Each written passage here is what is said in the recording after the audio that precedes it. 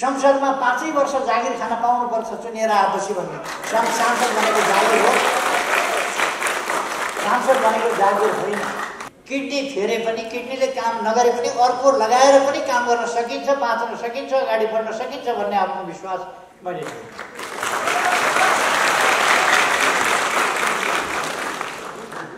सायद यो पनि विश्व रेकर्ड नै होला। 2टा किडनी फेरेको कोही विश्वमा कोही प्रधानमन्त्री छैन। देशको अहितमा निरन्तर काम गर्ने यस्ता देशद्रोही तत्त्वहरूलाई ठेगान लगाउने यो अवसरको आफ्ना हातमा लिएको छैन। मैले आफ्ना हातमा लिएको भए तानाशाही हुन्थ्यो। जनताका बीचमा जनताको फैसला, तपाईँहरूका बीचमा तपाईँहरू फैसला गर्नुभन्दा म तानाशाह भएँ। मैले त फैसला गरेको छैन। संसद विघटन भएको, असंवैधानिक भयो, अलोकतान्त्रिक भयो भनेर कराइरहेका छन्। ती कराउने मान्छेहरू संविधान विरोधी, ती कराउने मान्छेहरू लोकतन्त्र विरोधी, ती कराउने मान्छेहरू देश विरोधी, ती कराउने मान्छेहरू जनविरोधी मान्छेहरू। देश अगाडि बढेको छ, अगाडि बढाउनुपर्छ र यस निर्वाचनमा आउँदो वैशाख 17 गते र 27 गते हुने निर्वाचनबाट देशलाई धेरै ठुला ठुला नेता हुँ भन्नेले बाटो बिराउँदैछु भनेर उहाँहरूलाई बाटो देखाउँछ। पनि नेपालीका छोराछोरीले खाते भन्ने सुन्नु बेहोर्नु परेको छैन र हामी नेपालीका छोराछोरीलाई खाते हुन दिँदैनौँ। त्यो सरकारको कर्तव्य। अहिले सडकमा म पनि अलिअलि थोरै अपाङ्गता भएकै मान्छे हो। मेरो पनि किडनी फेल भएर अर्को किडनी ल्याएर जोडेर राखेको छु।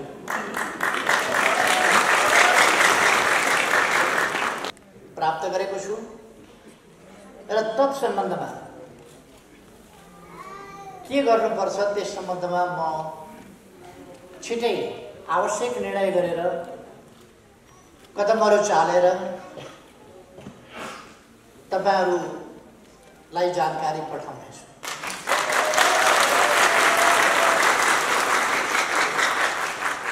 यो धरती हामी सबैको, यो देश हामी सबैको। यस देशमा हामी सबैले सुरक्षित, सम्मानित ढङ्गले सुविस्तारसँग बाँच्न पाउनु पर्दछ। यो हाम्रो नैसर्गिक अधिकार हो, यो हाम्रो मौलिक अधिकार।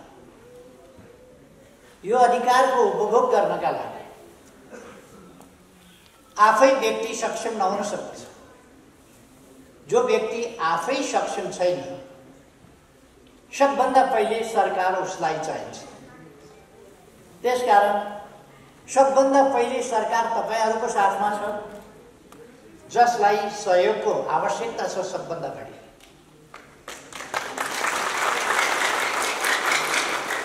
तपाईहरूको साथमा सरकार छ भन्नुको अर्थ तपाईहरूका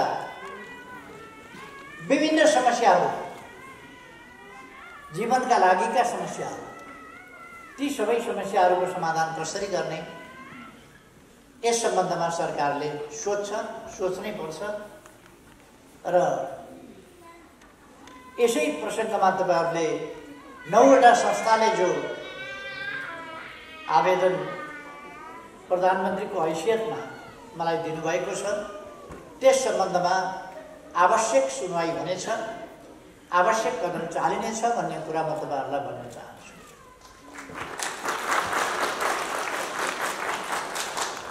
सरकारका केही कामहरू हुन्छन्, महत्त्वपूर्ण कामहरू। देशको रक्षा गर्नु, देशको भूमिको रक्षा गर्नु सरकारको काम हो। देशको सार्वभौम सत्ताको रक्षा गर्नु सरकारको काम हो। देशको स्वाधीनताको रक्षा गर्नु र त्यसलाई वास्तविक अर्थमा प्रयोग गर्नु सरकारको काम हो। देशको हितको रक्षा गर्नु, देशको गौरव बढाउनु सरकारको काम हो। तर सरकारको काम त्यति मात्रै हुँदैन। सरकारको काम देशमा सुशासन कायम गर्नु र विकास गर्नु हुन्छ। सरकारको काम सबै जनतालाई उनका समस्या के छन् ती समस्या पहिचान गर्नु, ती समस्याहरू हेर्नु र त्यसमा समाधान दिनु सरकारको कर्तव्य हुन्छ। सबभन्दा बढी समस्या शारीरिक रूपमा अपाङ्गता भएका व्यक्तिहरूमा सबभन्दा बढी समस्या हुन्छ।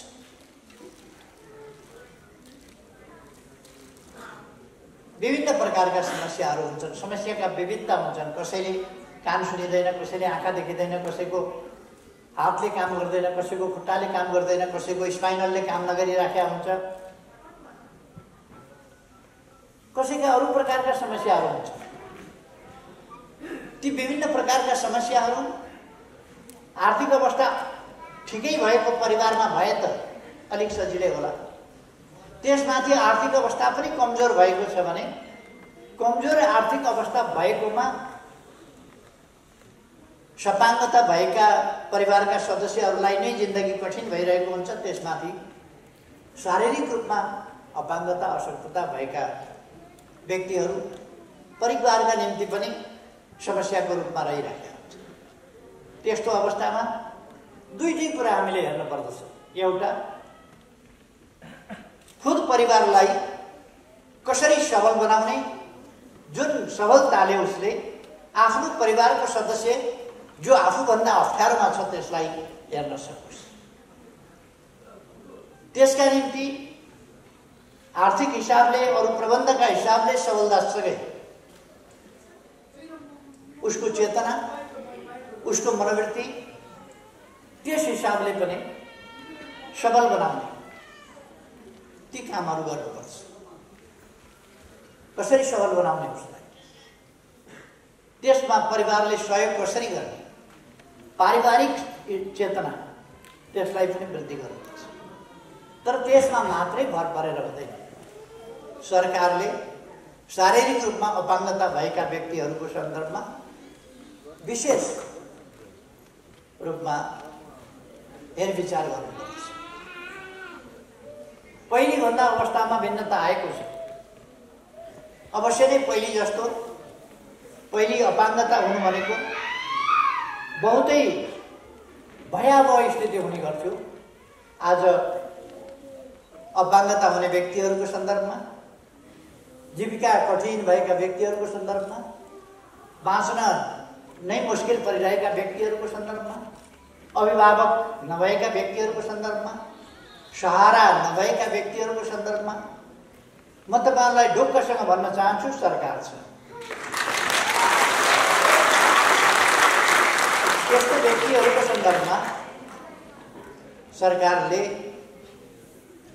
जीविकाको, रहने बस्ने, शिक्षा, स्वास्थ्य, शिव विकास, विभिन्न प्रकारका व्यक्तिहरूका विभिन्न प्रकारका शिक्षा, विभिन्न प्रकारका कमी कमजोरीहरू भएका व्यक्तिहरूका जसमा उसको क्षमता छ, त्यसै कारण हामीले भिन्न क्षमताका भन्ने गरेका छौँ।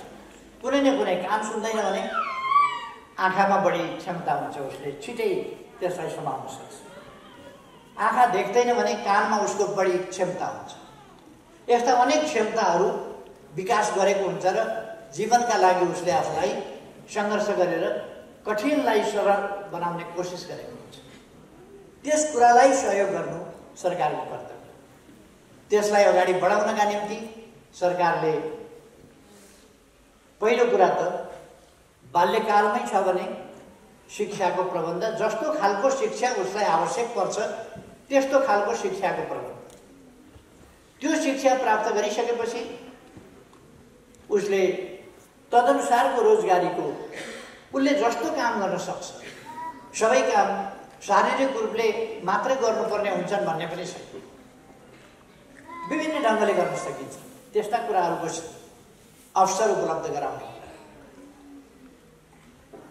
अलिकति उमेर गइसकेको शिक्षा आर्जन गर्न नसकेको स्थिति छ भने तालिमको व्यवस्था, सिप विकासको व्यवस्था र त्यस अनुसारका अवसर उपलब्ध गराउने र रोजगारी वा स्वरोजगार उपलब्ध गराउने ती कामहरू सरकारले सहयोग गर्छ। यसमा सरकार मात्रै होइन, अनेक सङ्घ संस्थाहरू पनि छन् यस्तोमा सहयोग गर्ने, जसमा आज हामीले केही साथीहरूलाई मित्रहरूलाई सम्मान गरेका छौँ। त्यस्ता व्यक्तिहरू र उहाँहरू सम्बन्धित भएका संस्थाहरू जसले सहयोग पुर्याइरहेका छन् यस्ता संस्थाहरू पनि छन्। त्यस्ता संस्थाहरूसँग पनि मिलेर सरकारले सहकार्य गर्दै जरुरी परेका ठाउँहरूमा सेवा पुर्याउने सरकारको कर्तव्य पुरा गर्दछ।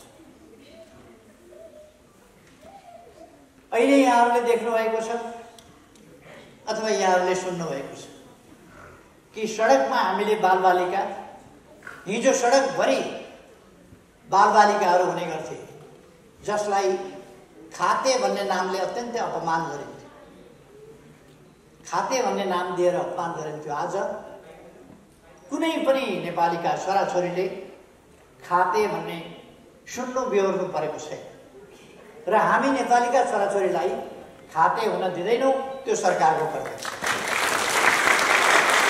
अहिले सडकमा खाते छैन, जसलाई हिजो खाते भनेर अपमान गरिन्थ्यो त्यस्तो स्थिति सडक बालबालिकाको स्थिति आज छैन। त्यो हुन दिँदैन, किनभने सरकार छ यहाँ अभिभावकको रूपमा भूमिका खेल्छ। सरकारले अभिभावकको भूमिका खेल्छ र उहाँहरूको बन्दोबस्त गर्छ। ती बालबालिकाहरू, ती सबै बालबालिका हाम्रा छोराछोरी हुन्, कसै न कसैका नेपालीका छोराछोरी हुन्, कुनै न कुनै मानव जातिका छोराछोरी हुन्। यसमा भूगोलको हिसाब हुँदैन, जातको हिसाब हुँदैन, यसमा कुन भाषा बोल्छ त्यसको हिसाब हुँदैन, कसको छोराछोरी कुन जातको भन्ने हिसाब हुँदैन र यसमा कुनै प्रकारको भेदभाव गरिँदैन। उनीहरू सबै स्नेह प्राप्त गर्ने हकदार र उनीहरूलाई हामी स्नेहका साथ उनीहरूको जीवन रक्षाको, उनीहरूको उन्नति प्रगतिको, उनीहरूको शिक्षाको, उनीहरूको स्वास्थ्यको, उनीहरूको प्रगतिको र उनीहरूको सुनिश्चित भविष्यको प्रत्याभूति गर्दछौँ, ग्यारेन्टी गर्दछौँ। म स्मरण गराउन चाहन्छु साथीहरूलाई, आज सडकमा सहयोगापेक्षी मानव भेटिँदैनन् अथवा जसलाई स्ट्रिट म्यान भनिन्थ्यो, स्ट्रिट वुमेन भनिन्थ्यो, तिनीहरू आज भेटिँदैनन् किनभने सरकारले खोजी परिक्रम दिन लगाएको छ। त्यसमा काम गर्ने संस्थाहरू छन्, मानव सेवा आश्रम जस्ता संस्थाहरू, अरू संस्थाहरू छन् जसले त्यस क्षेत्रमा काम गर्दछन्। तिनीहरूलाई सरकारले प्रोत्साहन दिन्छ, सहयोग पुर्याउँछ र उनीहरूसँग मिलेर सरकारले काम गर्छ र त्यस्तो मानवहरूलाई आश्रमको व्यवस्था गरिएको छ जसलाई मानव सेवा आश्रम भनिन्छ। त्यस्तोमा क्रियाशील साथीहरूलाई म धन्यवाद भन्न चाहन्छु जो आज पनि देशभरि टिम बनाएर त्यस्तो सडक सहयोगापेक्षी मानव सडकमा रहेर मानव जातिको सहयोगको अपेक्षा गरिरहेको स्थितिमा छन्। उनीहरू बोल्न सक्दैनन्, भन्न सक्दैनन्, कहाँ जानुपर्ने उनीहरूलाई थाहा छैन, कहाँ भन्नुपर्ने थाहा छैन। त्यस्ता मान्छेहरूलाई भन्न आएनन् भन्ने होइन, हामी खोज्न गइरहेका छौँ, खोजेर निकालेर ल्याइरहेका छौँ र खोजेर ल्याएर उनीहरूको उपचार गरिरहेका छौँ, उनीहरूको खाने बस्ने प्रबन्ध गरिरहेका छौँ। उनीहरूको पारिवारिक मिलन, कसैको मानसिक स्थितिको कारणले परिवारसँग बिछोड भएको हुन्छ, त्यस्ता मान्छेहरूलाई लगेर परिवारसँग हामी मिलन गरिरहेका छौँ। म साथीहरूलाई आग्रह गर्न चाहन्छु, हामीले हरेस खानु हुँदैन। अलिकति प्रतिकूलता त भयो, प्राकृतिक रूपले भयो होला या अरू कारणले भयो होला या कहिले कहिले हिंसाको कारणले भयो होला। जुनसुकै कारणले भए पनि जब शारीरिक अशक्तता अपङ्गता भयो भने अथवा कहिले कहिले मानसिक केही समस्या भयो भने त्यो समस्याहरूको समस्यालाई न्यूनीकरण गर्न सकिन्छ, समाधान गर्न सकिन्छ र त्यसरी अत्यन्तै असाधारण योगदान गरेका मान्छेहरू छन्। अहिलेको पछिल्लो वैज्ञानिक दुनियाँका जोन हकिन्स भन्ने वैज्ञानिक विश्व प्रसिद्ध छन्। उनले ठुल्ठुला विज्ञानका थ्योरीहरू पत्ता लगाएका छन्। जोन हकिन्स जस्ता विद्वानहरू अन्यत्र किन गइरहनु पर्यो? हाम्रै देशमा झमक घिमिरे जस्ता उहाँ शारीरिक रूपमा पूर्ण क्षमता विहीन अवस्थामा हुनुहुन्छ, हात चल्दैन, खुट्टा चल्दैन।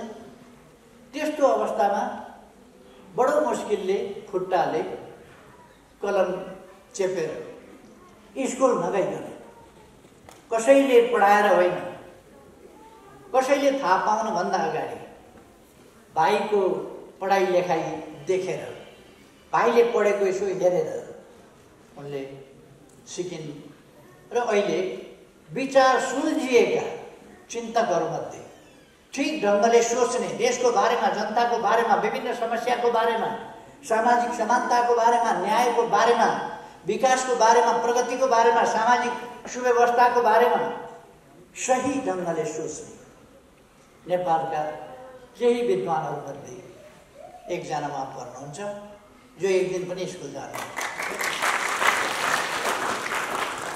उहाँ विद्यालय जानुभयो, विद्यालय होइन विश्वविद्यालय जानुभयो, विद्यावारिधीको प्रमाणपत्र बुझ्न, विद्यावारिधीको सम्मान बुझ्न विश्वविद्यालय जानुभयो।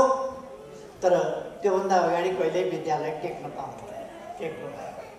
विद्यालय नटेकेको व्यक्तिले विद्वतामा विद्यावारिधी प्राप्त गर्ने शारीरिक रूपमा पूर्ण रूपमा अशक्त हाम्रै देशमा हुनुहुन्छ नि प्रेरणाका स्रोतहरू। थुप्रै प्रेरणाका स्रोतहरू त्यस्तो व्यक्तिहरू हाम्रै देशमा हुनुहुन्छ। हाम्रै देशमा कान नसुन्ने, बोल्न नसक्ने, अरूले आफ्नो प्रतिभा देखाउनु भएको छ, आफ्नो क्षमता प्रकट गर्नुभएको छ। त्यस्ता उदीयमान कलाकारहरू हुनुहुन्छ, व्यक्तित्वहरू हुनुहुन्छ, क्षमताहरू हुनुहुन्छ। जस्तो सजल बम मैले टेलिभिजनमा हेरेँ, अब मैले भेटेको छैन, मैले देखाएको छैन, तर उनको प्रतिभा। यस्तो थुप्रो साथीहरू हुनुहुन्छ र समाज सेवा गरिरहनु भएको छ, अरूलाई जागरण लिइरहनु भएको छ, एउटा अभियान चलाइरहनु भएको छ, मानिसहरूको, साथीहरूको आत्मविश्वास जगाइरहनु भएको छ। हामी बाँच्न सक्छौँ, हामी केही गर्न सक्छौँ, केही गरेर देखाउन सक्छौँ, त्यसकारण निराश हुनु हुँदैन, हरेस खानु हुँदैन भनेर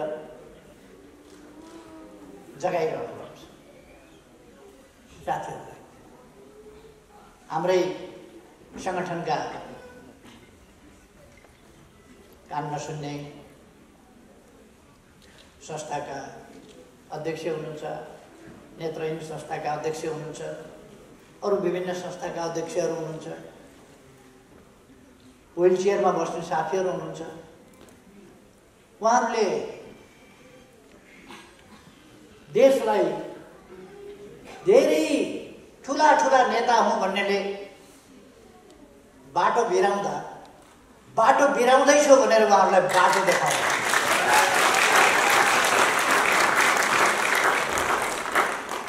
देशको दौड भनेको,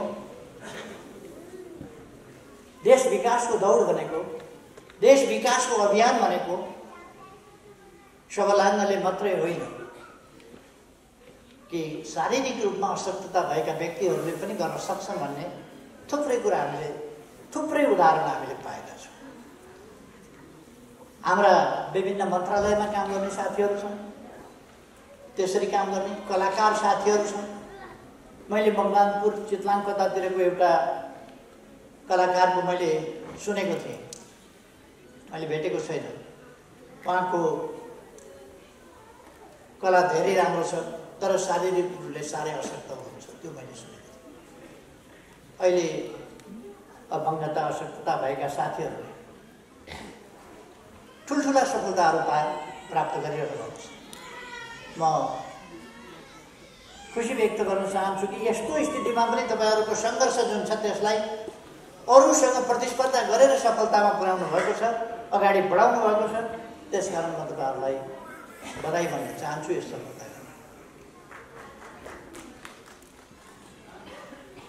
हरेस खानु हुँदैन।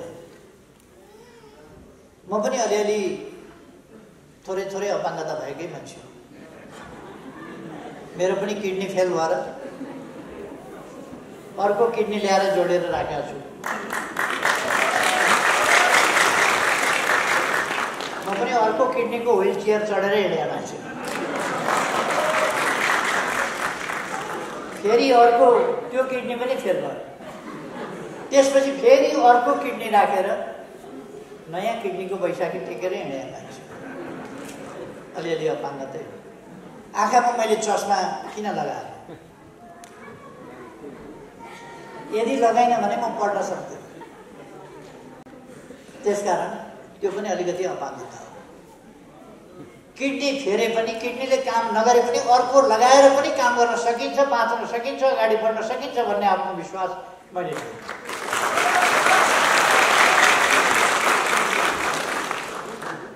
सायद यो पनि विश्व रेकर्ड नै होला। 2टा किडनी फेरेको कोही विश्वमा कोही प्रधानमन्त्री छैन। 2टा किडनी फेरे पनि मैले गाली पनि गरेको छैन, केही पनि भनेको छैन, लाठी लगेर लखेटेको पनि होइन।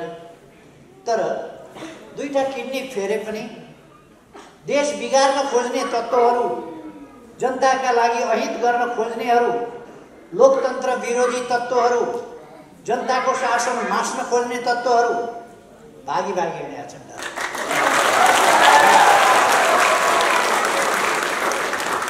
त्यसकारण म भन्छु अपाङ्गता अलिकति कम बेसी हो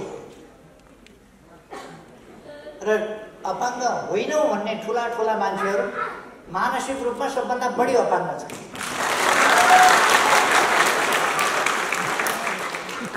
ठुला ठुला हुने मान्छे त्यो अपाङ्गता डरलाग्दो छ। देख्दाखेरि ठिक्कै देखिने तर भित्रभित्रै। त्यसकारण हामीले हरेस खानु हुँदैन। म साथीहरूलाई भन्न चाहन्छु, भाइ बहिनीहरूलाई भन्न चाहन्छु, तपाईँहरू हरेस नखानुहोस्। तपाईँहरूको साथमा सरकार छ, तपाईँहरूको हेरविचार सरकारले गर्छ। तपाईँहरूलाई थाहा छ हाम्रो देश धनी देश होइन, गरिब देश हो। गरिब देश भए पनि यस देशले आफ्ना नागरिकहरूलाई हेरविचार गर्ने सम्बन्धमा कुनै सक्दो हेरविचार गर्नेमा कमी राख्दैन। मैले हिजो केही साथीहरूसँग बोल्दा एउटा कथा सुनाएको थिएँ। हिजो मात्रैको कुरा। 2टा परिवार छन्, एउटा धेरै धनी परिवार, एउटा साह्रै गरिब परिवार। धेरै गरिब परिवारको एउटा पुरुषले पनि बिहे गरेछ, श्रीमती बिहे गरेर ल्यायो। अर्को गरिबभन्दा गरिब परिवारको मान्छेले पनि श्रीमती बिहे गरेर ल्यायो। 2टैका श्रीमती बिरामी परेछन्। धनी परिवारकोले श्रीमती बिमारी पर्दा हेर्दा पनि हेरेन। उसँग पैसा छ, गाडी छ, सबै कुरा छ, अस्पताल लान सक्छ, उपचार गराउन सक्छ, तर वास्तै गरेन। गरिब परिवारको गरिब लोग्नेले गर्नसम्म गर्यो। दुर्गम ठाउँको थियो, गरिब थियो, पैसा थिएन, अस्पताल लगेर खर्च गर्न सक्दैन थियो, तर पनि जो सक्थ्यो गर्यो।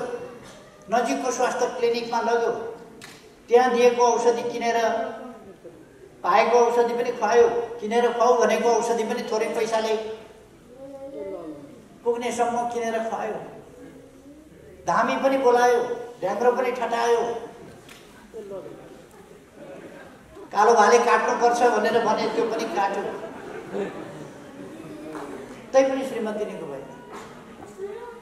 अन्डा मन्साउनुपर्छ भने त्यो पनि मन्सायो, तर पनि श्रीमती निको भएन। अर्को धनी मान्छेको श्रीमती थला परेकी छ, उसले वास्तै गर्दैन। दुईटैले दुःख पाएका छन्, तर गरिबको श्रीमतीको लोग्ने छेउमा बसेर के गर्नु, तेरो धेरै माया लाग्छ, तँलाई बचाउन मन लाग्छ, तँलाई बचाउन कोसिस गरिराखेको छु म। अन्डा पनि मन्साएँ, कालो भाले पनि काटेँ, धामी पनि लगाएँ, झाँक्री पनि लगाएँ, तर पनि तँलाई निको भइराखेको छैन भन्छ। आँसु खसाउँछ, सुमसुम्याउँछ, माया गर्छ। बचाउन निको पार्न नसकेकोमा अत्यन्त दुःखी छ। तर अर्को लोग्ने छेउमा पनि आउँदैन, सोद्धा पनि सोध्दैन, जोत्दा पनि छ। दुईटै बिमारी छन्, दुईटै निको भएका छैनन्, दुईटैलाई पीडा भएको छ, तर पीडाको स्थिति फरक छ।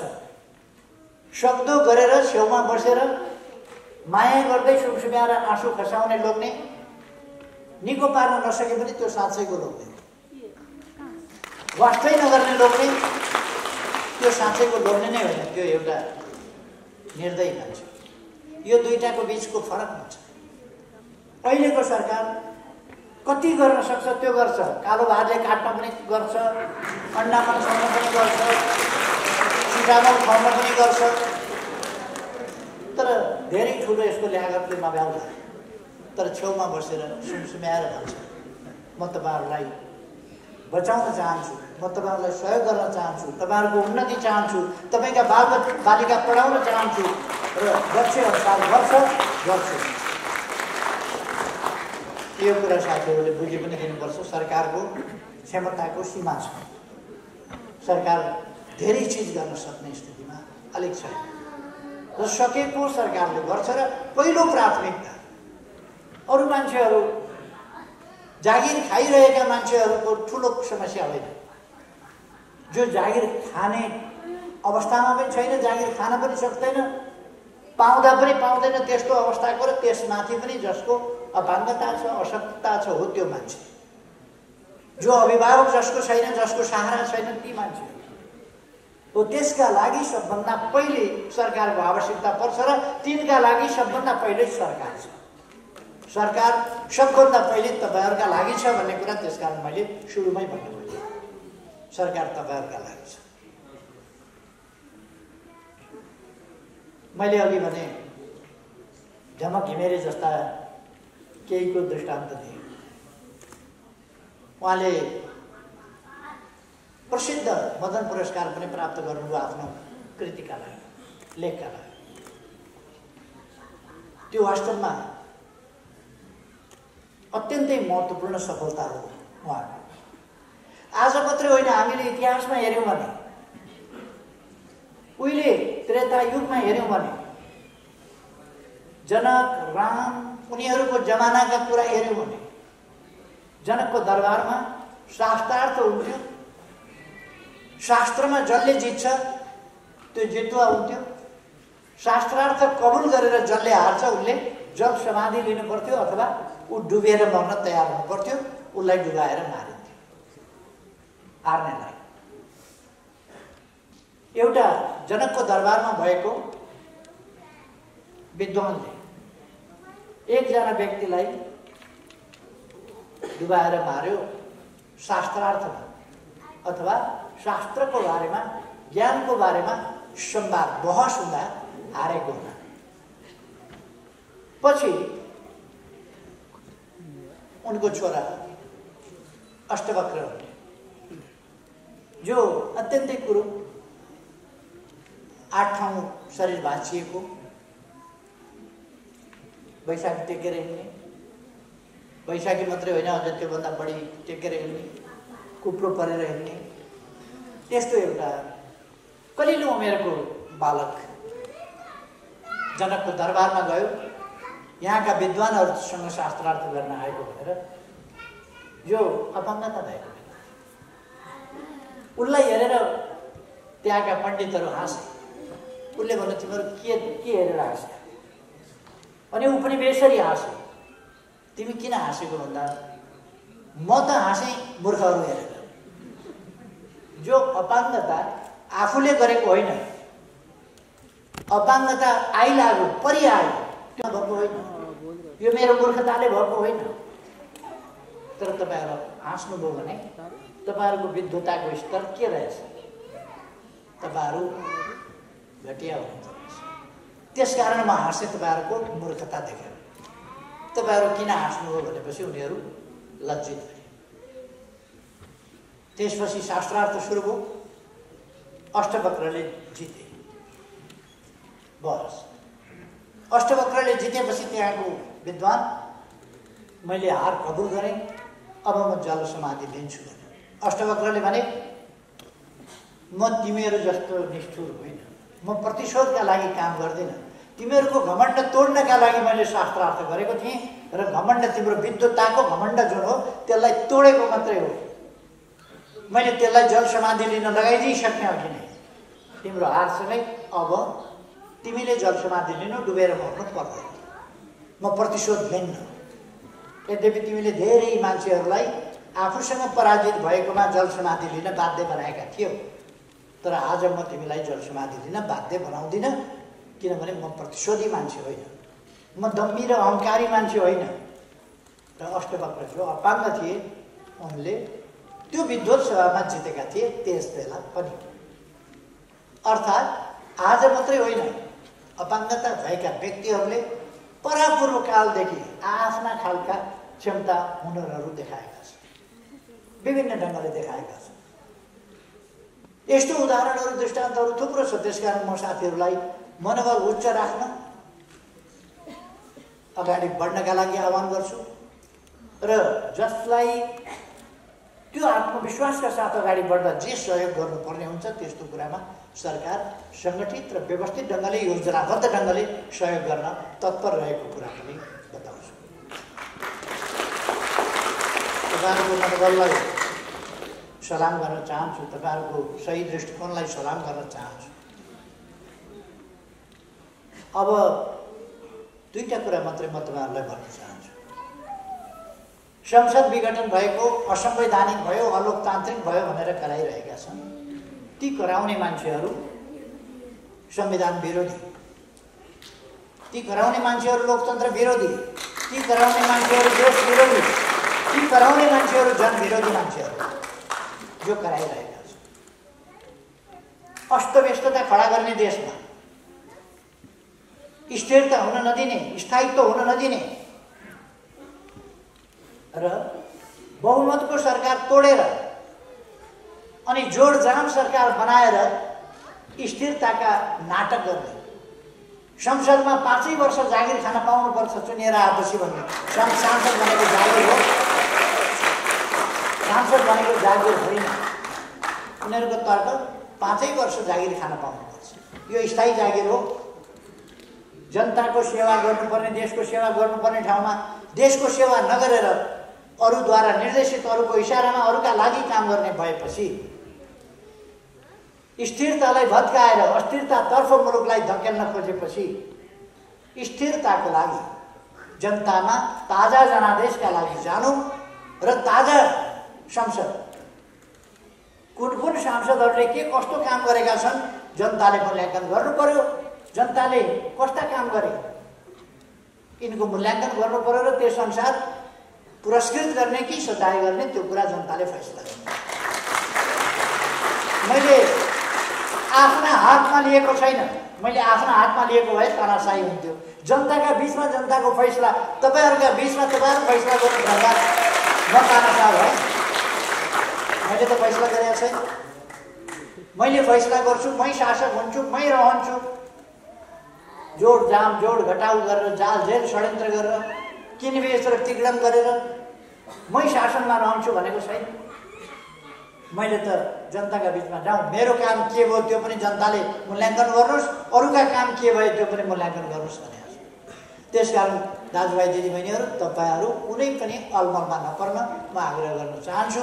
देश अगाडि बढेको छ, अगाडि बढाउनुपर्छ र यस निर्वाचनमा आउँदो वैशाख 17 गते र 27 गते हुने निर्वाचनबाट देशको अहितमा निरन्तर काम गर्ने यस्ता देशद्रोही तत्त्वहरूलाई ठेगान लगाउने यो अवसरको रूपमा